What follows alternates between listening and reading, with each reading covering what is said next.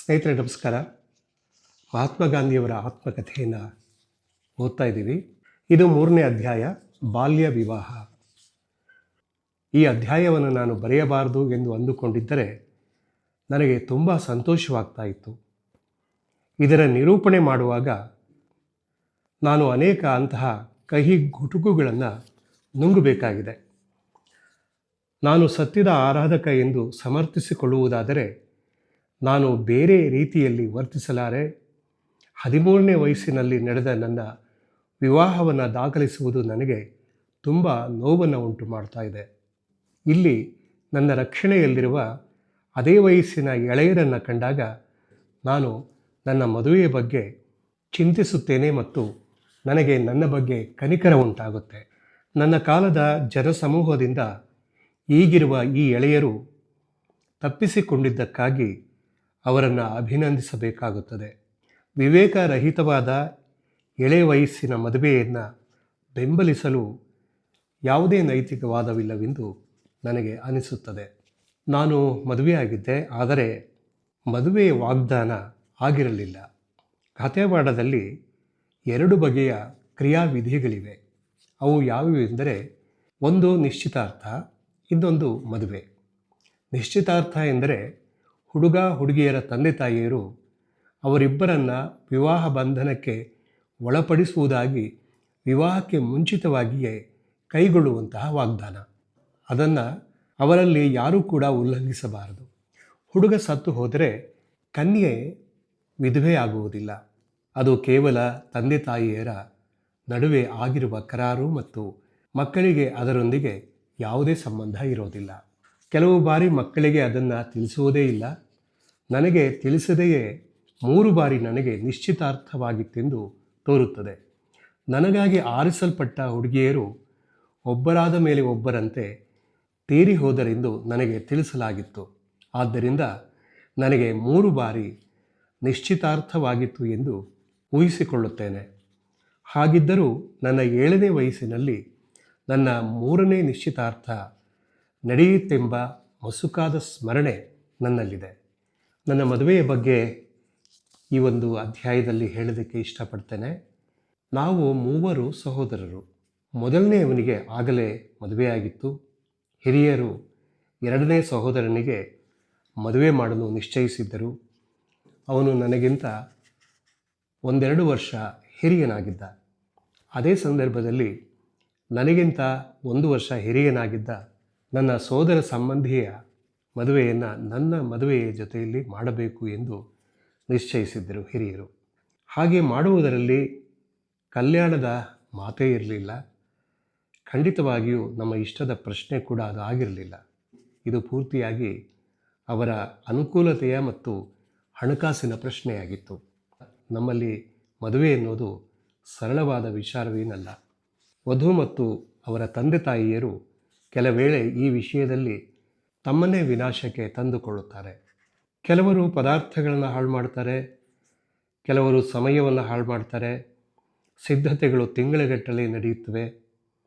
ಒಡವೆ ವಸ್ತ್ರಗಳನ್ನು ಸಿದ್ಧಪಡಿಸಿ ಇರಿಸಿಕೊಳ್ಳುತ್ತಾರೆ. ಭೋಜನಕ್ಕೆ ಬಜೆಟನ್ನು ಸಿದ್ಧಪಡಿಸ್ತಾರೆ. ಇದಕ್ಕೆ ತಿಂಗಳುಗಟ್ಟಲೆ ಸಮಯ ಹಿಡಿಯುತ್ತೆ. ಸಿದ್ಧಪಡಿಸಲಾದ ಊಟದ ವಿವಿಧ ಪದಾರ್ಥಗಳಲ್ಲಿ ಮತ್ತು ಸಂಖ್ಯೆಗಳಲ್ಲಿ ಪ್ರತಿಯೊಬ್ಬರೂ ಇನ್ನೊಬ್ಬರನ್ನು ಮೀರಿಸಲು ಪ್ರಯತ್ನಿಸ್ತಾರೆ. ಶಾರೀರ ಬಲ ಇಲ್ಲದೇ ಇದ್ದರೂ ಕೂಡ ಕೆಲವರು ಇಲ್ಲಿ ಹಾಡಲಿಕ್ಕೆ ಪ್ರಯತ್ನಿಸ್ತಾರೆ. ಇವೆಲ್ಲವನ್ನು ಒಂದೇ ಬಾರಿ ಒಂದೇ ಸಮಯದಲ್ಲಿ ಮಾಡಿ ಮುಗಿಸುವುದು ಒಳ್ಳೆಯದು ಎಂದು ನನ್ನ ಹಿರಿಯರು ಭಾವಿಸಿದರು. ಇದರಿಂದ ಖರ್ಚು ಕಡಿಮೆಯಾಗುವುದು ಮತ್ತು ಸಮಾರಂಭ ಭರ್ಜರಿಯಾಗುವುದು ಎಂದು ಅವರ ಭಾವನೆಯಾಗಿತ್ತು. 3 ಬಾರಿಗಿಂತ ಒಂದೇ ಬಾರಿ ಹಣವನ್ನು ಖರ್ಚು ಮಾಡುವಂತಾದರೆ ಮನಸಾರೆ ಖರ್ಚು ಮಾಡಬಹುದು ಎಂದು ಅವರು ಭಾವಿಸಿದ್ದರು. ನನ್ನ ತಂದೆಯ ಸಹೋದರರು ಈಗಾಗಲೇ ವೃದ್ಧರಾಗಿದ್ದರು. ಜೀವನದಲ್ಲಿ ಕೊನೆಯ ಬಾರಿಯ ಸಂಭ್ರಮವನ್ನು ಅನುಭವಿಸಲು ಒಟ್ಟಾಗಿ ಅವರು ಇದನ್ನು ಮಾಡಲು ನಿರ್ಧರಿಸಿದರು. ನಾನು ಈಗಾಗಲೇ ತಿಳಿಸಿದಂತೆ ಈ ಸಿದ್ಧತೆಯಲ್ಲಿ ತಿಂಗಳುಗಳೇ ಕಳೆದು ಹೋದವು. ಈ ಎಲ್ಲ ಸಿದ್ಧತೆಗಳ ಮೂಲಕ ನಾವು ಬರಲಿರುವ ಸಂಭ್ರಮದ ಮುನ್ಸೂಚನೆಯನ್ನು ಪಡೆದುಕೊಂಡೆವು. ಧರಿಸಲು ಒಳ್ಳೆಯ ಬಟ್ಟೆಗಳು, ನಗಾರಿಯ ಹೊಡೆತ, ವಿವಾಹದ ಮೆರವಣಿಗೆಗಳು, ಸಮೃದ್ಧ ಔತಣಗಳು, ನನಗೆ ಮದುವೆ ಎನ್ನುವುದು ಅದಕ್ಕಿಂತ ಹೆಚ್ಚಿಗೆ ಏನೂ ಅದು ಆಗಿರಲಿಲ್ಲ.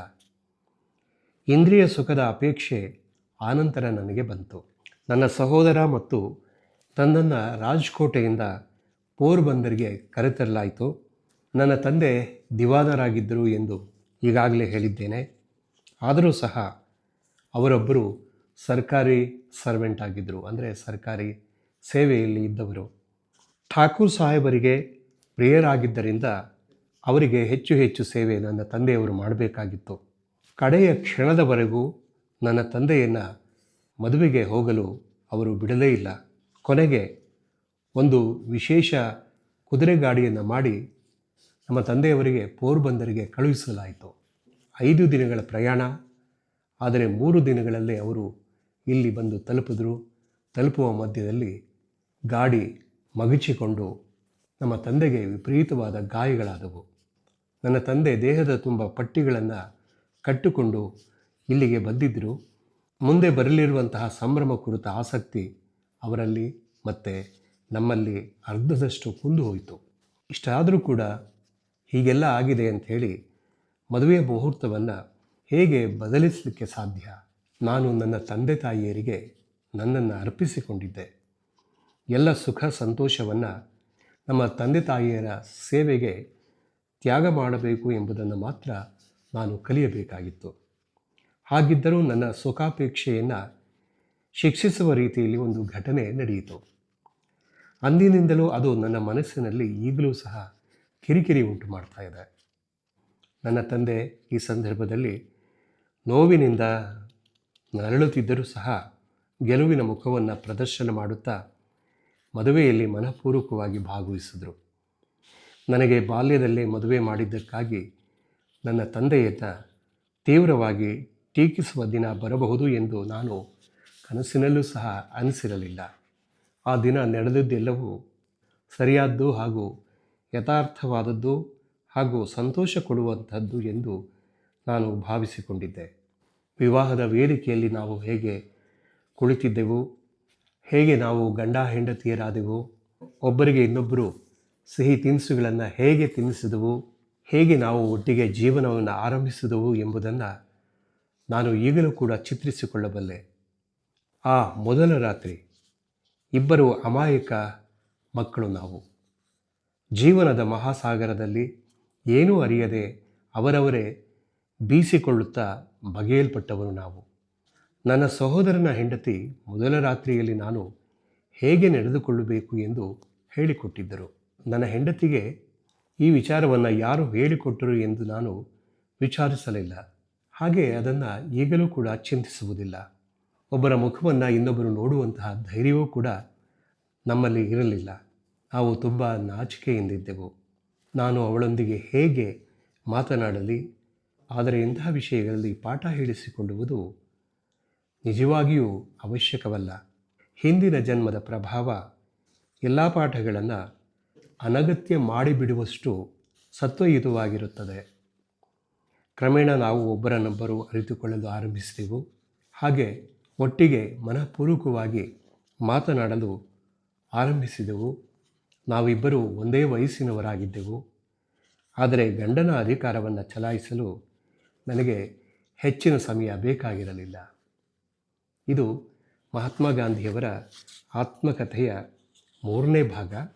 ಅವರ ಬಾಲ್ಯ ವಿವಾಹ ವಿಚಾರವಾಗಿ ಅವರು ಬರೆದುಕೊಂಡಿದ್ದಾರೆ. ಮುಂದಿನ ವಿಡಿಯೋದಲ್ಲಿ ಮಹಾತ್ಮ ಗಾಂಧಿಯವರ ಮತ್ತೊಂದು ಆಯ್ದ ಭಾಗವನ್ನು ವಾಚನ ಮಾಡುತ್ತೇನೆ. ನಮಸ್ಕಾರ.